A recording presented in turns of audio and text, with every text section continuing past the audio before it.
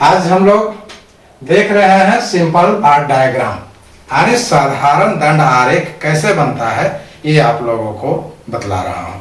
ठीक है, तो मैंने जो है 2011 का भारत के कुछ राज्यों के जनसंख्या घनत्व को लिया है। पूरे सभी राज्यों का जनसंख्या घनत्व को यदि मैं इसमें बतलाता तो एक पेपर पर एक जगह जो है सभी का आंकड़ा बता पाना संभव नहीं था। इसीलिए मैंने जो है मुख्य रूप से लगभग 10 राज्यों का जनसंख्या घनत्व को लिया है जो 2011 का है।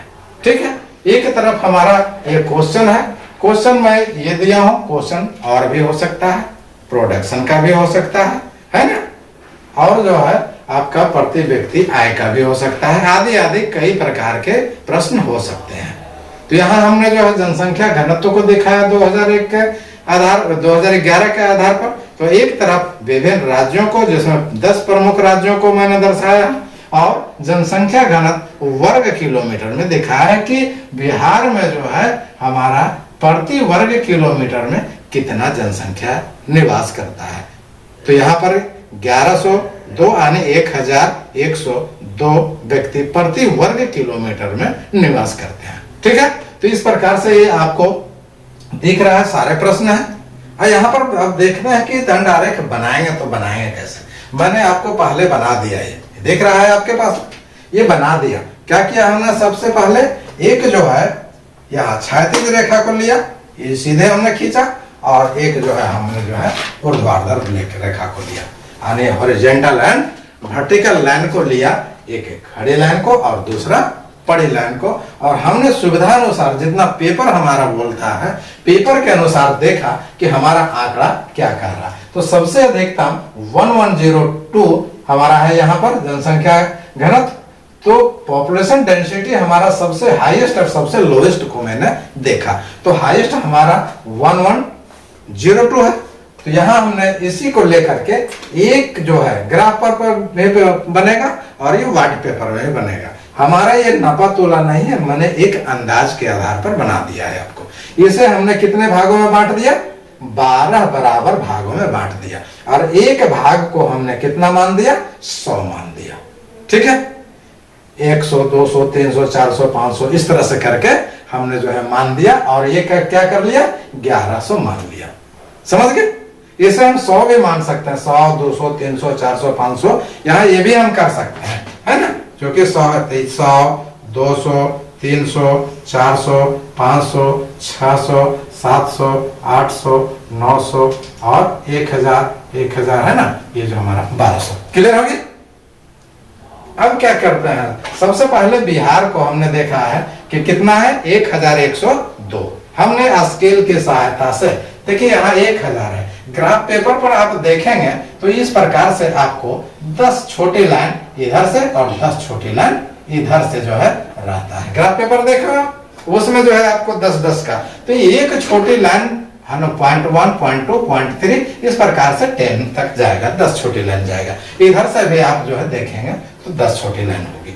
यही है कि 11.1102 यहाँ हमने क्या लिया, यहाँ 11 है तो 1, ठीक है, 10 हो जाएगा, और 1 है तो यदि 2 होता तब हम यहाँ पर हमारा 12 होता तब 2 छोटी लाइन लेते, लेकिन यहाँ पर क्या है, फिर इधर जो हमारा 3 है, यहाँ पर हमारा 9 रहता या अन्य कुछ रहता तब हम एक अन्य जो है लाइन को बढ़ाते।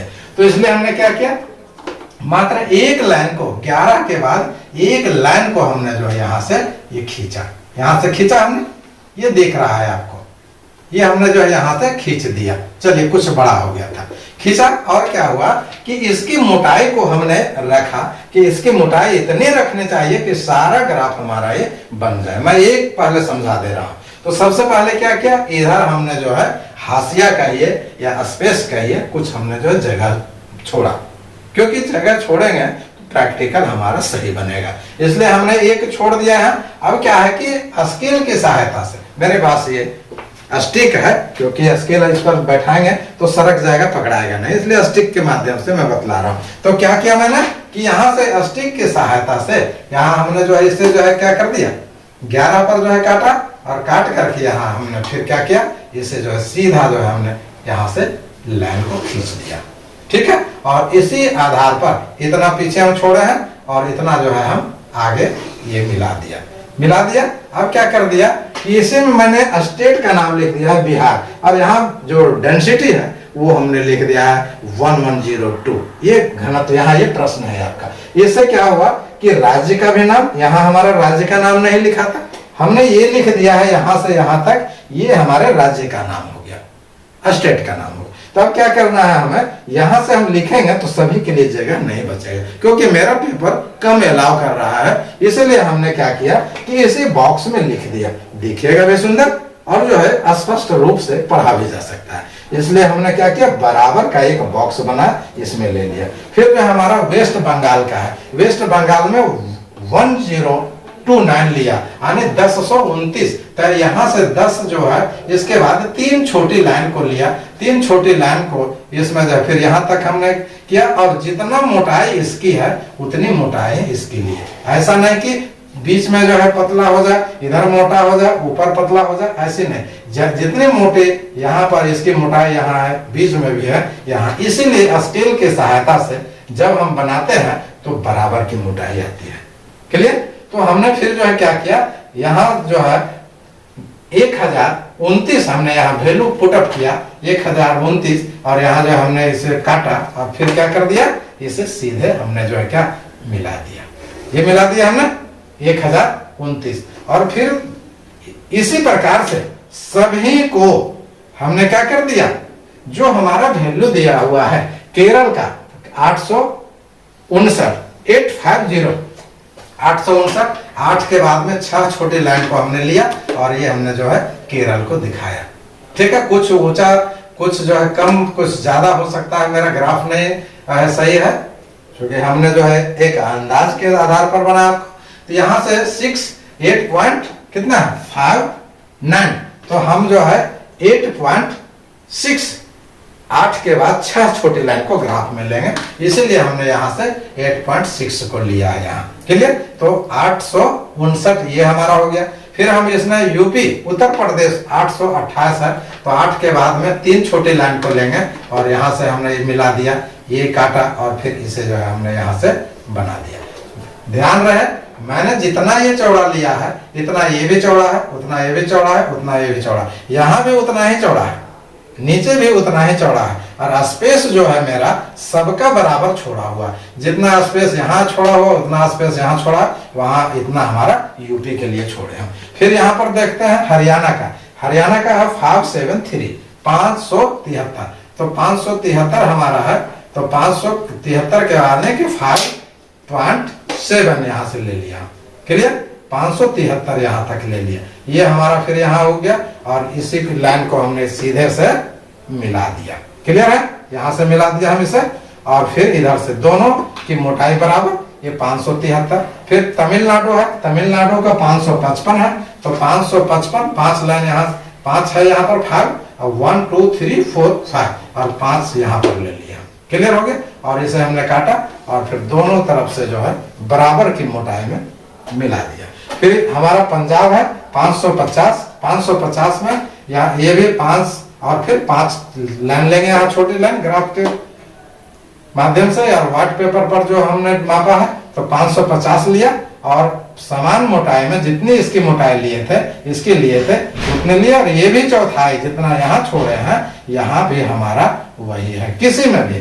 फिर असम का भी इसी तरह से लिए 397, असम 397 क्या हुआ, 3 के बाद यहाँ तो हमारा 300 है, 300 के बाद में हमारा 97 आने की 98, 8 छोटी लाइन को हम लेंगे, 8 छोटी लाइन को लेंगे, ये हमारा जो है मिल गया, यहाँ से हमने मिला दिया।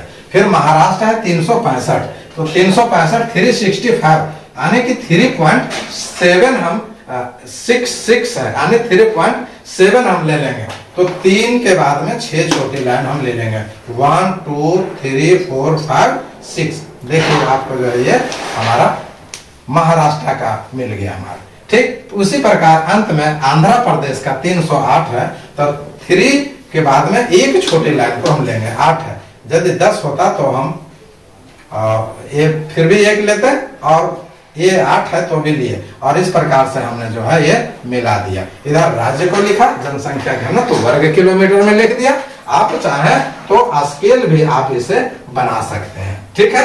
ये लेकिन क्या है कि अलग अलग नहीं है ना, अलग अलग नहीं है, ये सिंपल दंड आरेख है। तो सिंपल दंड आरेख में आपने जो है इसे बना दिया। अब क्या है कि आप इसे कलर भी कर सकते हो, सजा भी सकते हो, सुंदर देखने के लिए आप इसे क्या कर सकते हो, सजा भी सकते हो। और इस प्रकार से जो है आप अपने सुविधा अनुसार ग्राफ को बना सकते हो। यहाँ पर जो है आपका लिखाएगा साधारण दंड आरेख, हिंदी या अंग्रेजी जो भी लिखे, साधारण दंड आरेख जो है आपका लिखा जाएगा। और क्या है, ये हो गया। इसके बाद में भारत के जनसंख्या, भारत के राज्यों के जनसंख्या का घनत्व 2011 ये लिखा हुआ है आपका। जनसंख्या घनत्व आप यहां पर लिख सकते हैं, जनसंख्या घनत्व कितना का 2011। ये साधारण, क्योंकि मेरे पास जगह कम है इसलिए मैं यहां दिखा रहा हूं, और सुंदर से साफ सफाई से आप बना लेंगे और इस प्रकार आपका सिंपल बार डायग्राम कंप्लीट हुआ।